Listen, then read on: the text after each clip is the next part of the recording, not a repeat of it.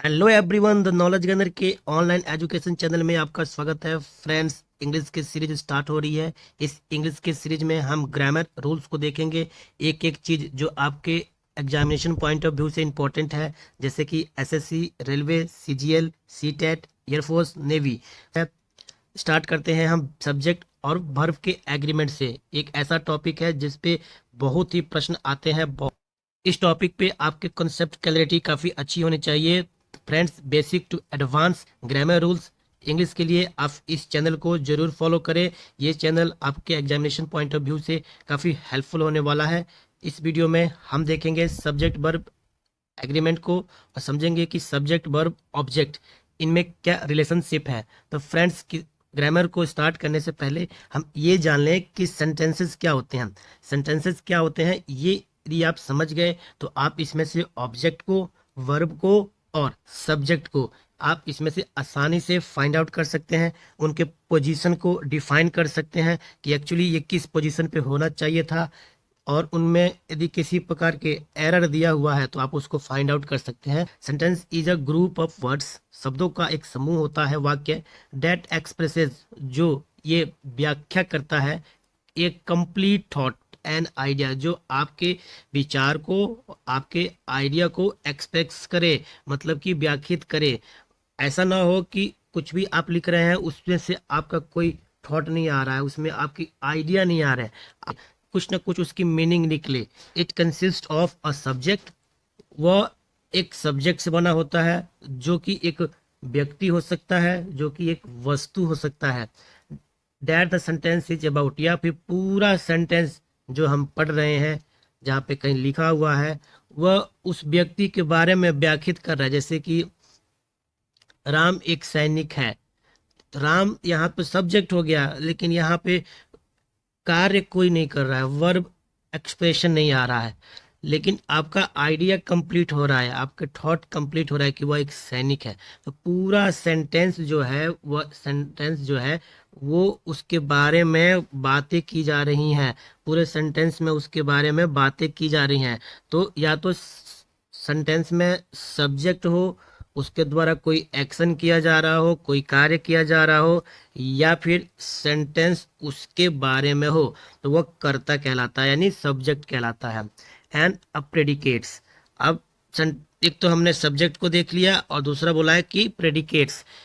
तो it consist of subject and predicates. यदि मैं इसको हटा दूं यहाँ से, तो इसको यदि मैं हटा दूं तो आपको क्या देखने को मिल रहा है कि it's consist of subject and predicates, यानी दो दो चीजों से सेंटेंस मिलकर बनता है, सब्जेक्ट एंड प्रेडिकेट्स। अब प्रेडिकेट्स क्या होते हैं? प्रेडिकेट्स होते हैं जो कि वर्ब और एनी ऑब्जेक्ट्स, उसमें या तो क्रिया होगी या फिर कर्म होगा। तो कर्म, क्रिया और कर्ता, इन तीनों के पोजीशन को, इन तीनों के पोजीशन से एक मीनिंगफुल आइडिया निकले, एक मीनिंगफुल थॉट निकले, उसी को सेंटेंस कहते हैं। अब हम यदि सेंटेंस को डिवाइड करें तो एक सब्जेक्ट आता है और दूसरा प्रेडिकेट्स आता है। एग्जाम्पल के लिए देखिए, the bus runs on road, बस रन्स ऑन रोड। इसमें सब्जेक्ट कौन है? The subject of the sentence is the noun और प्रोनाउन। किसी भी सेंटेंस में जो सामने लिखा भी हुआ है, इसी भी सेंटेंस में एक नाउन और प्रोनाउन और थिंग, वस्तु हो सकता है। दैट परफॉर्म द एक्शन, जो एक्शन को परफॉर्म करे वही सब्जेक्ट है। सब्जेक्ट का डेफिनेशन क्या है कि subject of the sentence is a noun और प्रोनाउन और thing that performs the action, जो एक्शन को परफॉर्म करे, और बीइंग डिस्क्राइब्ड, और जिसके बारे में बातें की जा रही हो। या तो कोई एक्शन कर रहा होगा या फिर बातें की जा रही होंगी, उसके उसके बारे में वहाँ पे डिस्क्रिप्शन दिया गया होगा, उसकी बातें की जा रही होंगी, उसके बारे में कुछ बताया गया होगा।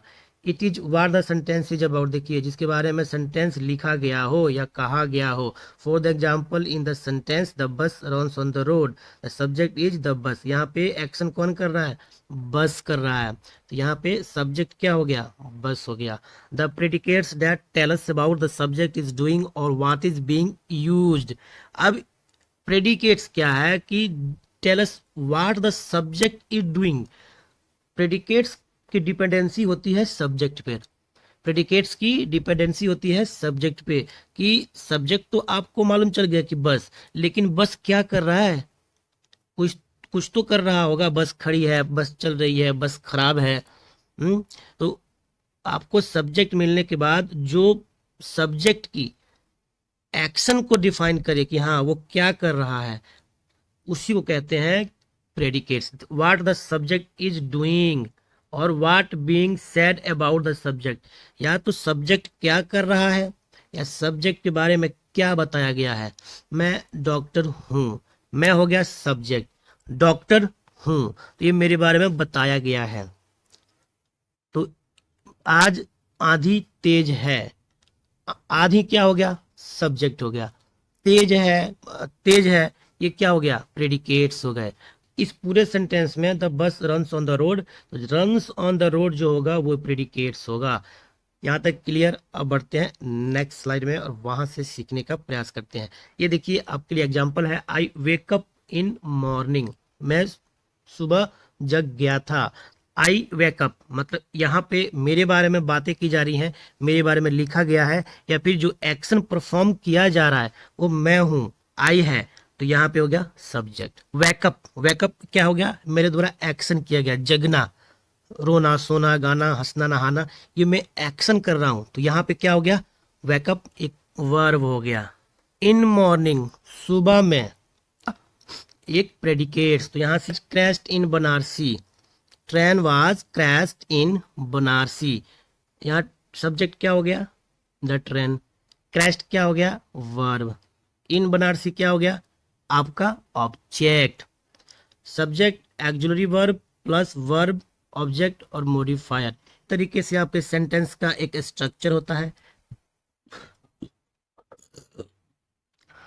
पहले सब्जेक्ट होगा, फिर एक्जुलरी वर्ब होगी, फिर मेन वर्ब होगा, फिर ऑब्जेक्ट होगा। इसके बाद यदि कोई मॉडिफायर्स है तो मॉडिफायर होगा, लेकिन बेसिकली आप देखा जाए तो इस मॉडिफायर को यदि आप साइलेंस कर दें तो आपका बेसिक स्ट्रक्चर यही रहता है, सब्जेक्ट एक्जुलरी वर्ब वर्ब और ऑब्जेक्ट। तो simple sentence contain a subject and verb. It may also have an object or modifier. However, it contains only one independent clause. यदि आप clause पढ़ेंगे, हम next पढ़ाने वाले हैं clause क्या होते हैं, तो उसमें आप देखेंगे कि independence clause और dependent clause क्या होते हैं। इन एग्जाम्पल के माध्यम से आप समझने का प्रयास कीजिए कि टू गर्ल्स आर टॉकिंग, दो लड़कियां बातें कर रही हैं। टू गर्ल्स, ये क्या हो गया, सब्जेक्ट, आर क्या हो गया, एक्जुलरी वर्ब है, टॉकिंग क्या है, मेन वर्ब है। द बॉय इज रीडिंग, यहाँ क्या हो गया, ये सब्जेक्ट, रीडिंग क्या हो गया, बताइए। Two girls were doing exercise, दो लड़कियां एक्सरसाइज कर रही थीं, इसमें से आप सब्जेक्ट ऑब्जेक्ट को अलग कीजिए। रमेश इज कुकिंग, रमेश बना रहा था, खाना बना रहा था। अब रमेश इज कुकिंग मतलब पकाना होता है कि आप किचन में कुछ बना रहे थे। रमेश इज कुकिंग फूड, जैसे ही आप यहाँ पे ना फूड लिख देंगे तो अब क्या हो गया, ये आपका सब्जेक्ट हो गया, ये एक्जुलरी वर्ब हो गया, ये वर्ब हो गया और ये आपका ऑब्जेक्ट हो गया। यहाँ पे ऑब्जेक्ट मिसिंग है, रमेश इज कुकिंग, यहाँ पे ऑब्जेक्ट मिसिंग है, यहाँ पे सब्जेक्ट है, एक्जुलरी वर्ब है और मेन वर्ब है, लेकिन यहाँ पे ऑब्जेक्ट मिसिंग था तो मैंने लिख दिया रमेश इज कुकिंग फूड। तो जैसे ही मैंने लिख दिया फूड तो यहाँ से ये हो गया आपका ऑब्जेक्ट पूरा, और जैसे ही ऑब्जेक्ट पूरा हुआ आपका सेंटेंस का स्ट्रक्चर पूरा हो। इस एग्जांपल को देखिए, Saanvi is running, Sushant ate food, Ankit will come today. यहाँ सब्जेक्ट कौन है, सुशांत है, सानवी है, अंकित है। वर्ब क्या है, क्या एक्शन कर रहे हैं, क्या क्या स्थिति है उनकी, तो ये हो गए रनिंग, फूड और टुडे, ये इनकी स्थिति हो गई, एक्शन होगी। एक्जुलरी वर्ब आप फाइंड आउट करके बताएंगे मुझे कि इसमें एक्जुलरी वर्ब क्या है। इसमें एक और चर्चा की गई है, वाटर इज फिनिश्ड, इस ग्रीन कलर को देखें, वाटर इज फिनिश्ड, पानी खत्म हो गया है। इसमें सब्जेक्ट क्या है, ये तो वाटर है, एक्जुलरी वर्ब क्या है, इज है, फिनिश्ड, फिनिश्ड क्या है बताइए, वर्ब। यहाँ पे क्या वाटर द्वारा कोई एक्शन किया गया, पानी कोई कार्य किया नहीं, फिर भी इसके बारे में बातें की गई ना, स्टेट बताया गया, दैट आर बीइंग डिस्क्राइब, यानी उसको डिस्क्राइब किया गया वाटर के बारे में। तो यहाँ पे इस प्रकार के भी सेंटेंस आते हैं जहाँ पे ऑब्जेक्ट नहीं होता, फिर भी वो सेंटेंस कंप्लीट कहा जाता है। बिना ऑब्जेक्ट के सेंटेंस कंप्लीट हो सकते हैं। एक टॉपिक बहुत इंपॉर्टेंट है जो कि आपको सब्जेक्ट वर्ब एग्रीमेंट को समझने के लिए जानकारी होनी चाहिए, वो है मेन वर्ब और एक्जुलरी वर्ब के बीच में अंतर। मेन वर्ब क्या होता है कि जो कि आपके मेन एक्शन को डिस्क्राइब दे, क्या करे कि आपके मेन एक्शन को बताए कि कर्ता एक्चुअली मेन कार्य क्या कर रहा है। वैसे ही स्टेट ऑफ बीइंग यानी कि उसकी अवस्था को बता दे। जो एक वाक्य में होने वाली मुख्य कार्य या अवस्था को व्यक्त करे वही मुख्य वर्ब है। और सहायक वर्ब क्या है, एक्जुलरी वर्ब क्या है, a verb that is use to help the main verb, main verb को हेल्प करे। क्योंकि ये जब आप काल पढ़ेंगे, टेंसेस पढ़ेंगे, तो टेंस में तो वर्ब आते हैं, लेकिन जो उनकी स्थिति बताई जाती है कि कौन सा कार्य किस समय में हुआ है, किस काल में हुआ है, तो वहां पे जब उसकी स्थिति बताई जाएगी तो इस स्थिति की व्याख्या कौन करेगा, एक्जुलरी वर्ब करेगा। एग्जाम्पल के लिए जैसे कि यहाँ देखिए इज, एम, आर, तो ये आपकी प्रेजेंट की स्थिति बताई जा रही है कि अभी जो हो रहा है वर्तमान में। लेकिन इसके साथ वाले को देखिए, was, were, had, has, might, will, should, ये उनकी स्थिति बताएगा फ्यूचर टेंस में या फिर पास्ट टेंस में। तो एक्चुअली वर्ब ही डिफाइन करेगा कि एक्चुअली जो कार्य किया गया है वो किस काल में किया गया है, या फिर कार्य की स्थिति क्या है, या कर्ता के साथ इसका संबंध क्या है। तो एक्चुअली वर्ब की डिपेंडेंसी किस पे है, मेन वर्ब के है। तो यही इसीलिए सहायक क्रिया के रूप में इसको जाना जाता है, और इसका अपना कोई अर्थ नहीं होता। अकेले आप इसको इस्तेमाल करके देखिए, शब्दों में is, are, am, should, I, will, should, could का प्रयोग करके देखिए, आप पाएंगे कि बिना मेन वर्ब का आपका एक्शन कंप्लीट नहीं होगा। सानवी इट्स पिज्जा, सानवी ने पिज्जा खाया, तो सानवी द्वारा एक्शन क्या किया गया, खाने का, और यहाँ ऑब्जेक्ट क्या खाया उसने, पिज्जा। तो आपने जैसे ही प्रश्न पूछा कि क्या खाया गया, तो आपको आंसर मिल जाता है क्या, और कौन खाया, सानवी, तो आपको सब्जेक्ट मिल जाता है। तो प्रश्न पूछिए, पूरे सेंटेंस को पढ़िए, प्रश्न पूछिए हु एंड व्हाट। ये नहीं है, ये मैंने गलती से इसको लिख दिया है, इस पे आप ध्यान मत दीजिएगा, ये नहीं है। हु एंड व्हाट, जैसे ही आपने प्रश्न पूछा कौन और क्या, आपको जो आंसर मिले उससे आपको सब्जेक्ट और ऑब्जेक्ट दोनों ही मिल जाते हैं। अफेक्टेड बाय, देखिए object is affected by a verb और प्रीपोजिशन इन सेंटेंस। जो ऑब्जेक्ट होगा वो किसी वर्ब और प्रीपोजिशन से अफेक्ट होगा, और जो एक्शन किया जाएगा वो नॉर्मली किसी नाउन या प्रोनाउन द्वारा किया जाएगा। ये क्लियर है आपको। Add more detail to a sentence, object क्या करता है कि किसी भी यानी कर्म की बात कर रहे हैं हम लोग, कर्ता क्रिया क्रम, हाँ क्रम की बात कर रहे हैं हम लोग। Add more detail to the sentence, किसी भी सेंटेंस में ये और डिटेल जानकारी देता है। विच मेक्स, जो बनाता है इसे, मोर इंटरेस्टिंग एंड इंफॉर्मेटिव, बहुत ही ज़्यादा इंफॉर्मेटिव और इंटरेस्टिंग बनाता है, यानी कि आपको मीनिंग निकाल के देता है पूरे सेंटेंस का। तो कर्म आमतौर पर संज्ञा या सर्वनाम होते हैं जो कौन, क्या जैसे प्रश्नों का उत्तर देते हैं। कुल मिलाकर वे एक वाक्य में अधिक विवरण जोड़ते हैं और इसे और अधिक रोचक और सूचनात्मक बनाते हैं। ये अंडरस्टैंडिंग थी ऑब्जेक्ट के बारे में। अब एग्जाम्पल के माध्यम से ऑब्जेक्ट समझते हैं। ये अंडरस्टैंडिंग थी ऑब्जेक्ट के बारे में। अब टाइप ऑफ ऑब्जेक्ट को समझते हैं। देखिए 3 प्रकार के बेसिकली ऑब्जेक्ट होते हैं, एक डायरेक्ट ऑब्जेक्ट, इनडायरेक्ट ऑब्जेक्ट और ऑब्जेक्ट ऑफ प्रीपोजिशन। तीनों का इस्तेमाल एक एक करके देखेंगे। बेसिकली जो इस्तेमाल होने वाले हैं वो यही हैं कि डायरेक्ट ऑब्जेक्ट और इनडायरेक्ट ऑब्जेक्ट, ये वाले इस्तेमाल होते हैं। कभी कभी ऑब्जेक्ट ऑफ प्रीपोजिशन का भी इस्तेमाल किया जाता है।